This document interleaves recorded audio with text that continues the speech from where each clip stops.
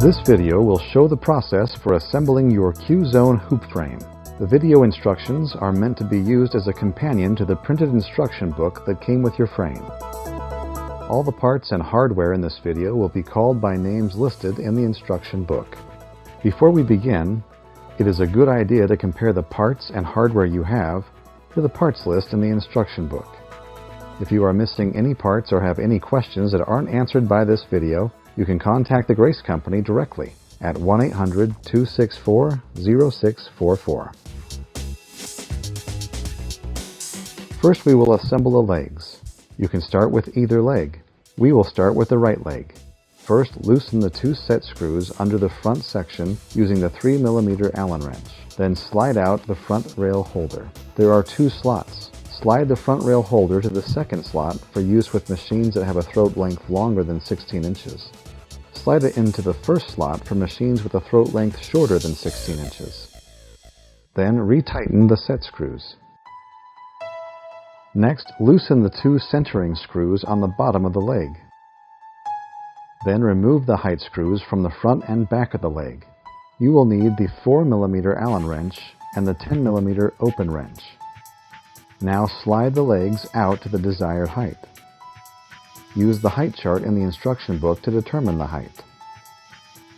The third hole is a good general height for sitting. Replace the height screws in the front and back of the leg. Then retighten the centering screws. Now we'll attach the corner braces.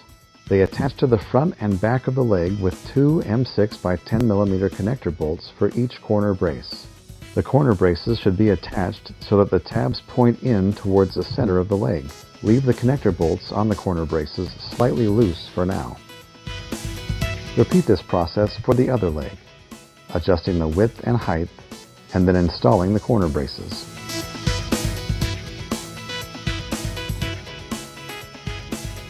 In this step, we'll install the table supports. It may be helpful to have a second person help with the table support installation. Connect the table supports to the corner braces using two M6 by 10mm connector bolts for each side. Leave the connector bolts a little loose so you can align the parts of the frame and tighten it later. The tracks on the table supports should be towards the outside of the frame. When both table supports are attached to the corner braces, press the legs tight against the corner braces and tighten all the connector bolts all the way. Do this for both the left and right sides. Now we'll install the front long rail. First, remove the two long screws from underneath the front corner. Next, remove the top part of the front corner. Do this for the corners on both sides of the frame. The front long rail has a set of small holes on one side and large holes on the other. Install the rail into the corners of the frame with the large holes facing up. Now replace the tops of the frame corners and reinsert the screws on both sides. Now we'll assemble the bottom carriage. First, remove the screw, wheel, and spacer from the carriage. Place the channel lock on the screw, followed by the wheel, and lastly the spacer.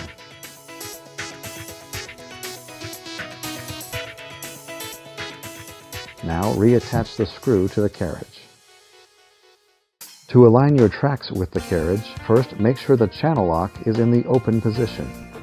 Loosen the 4 connector bolts along the back track. Now slowly move the carriage along the track, retightening the 4 connector bolts as you go. Here we'll show how to assemble the carriage top plate.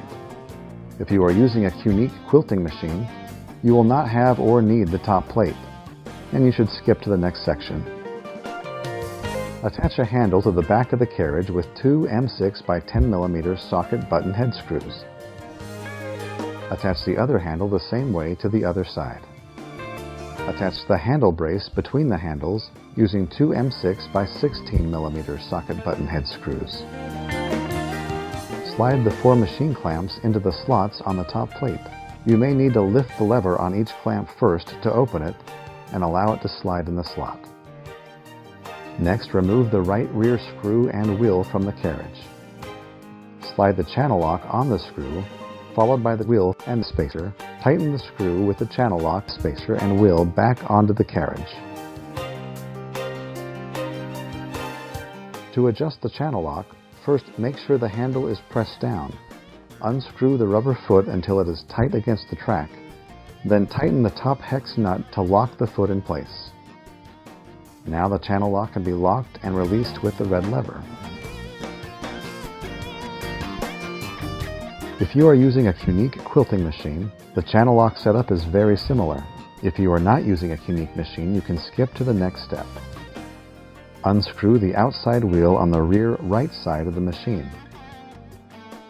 Slide the channel lock on the screw, followed by the channel lock washer, and then the wheel.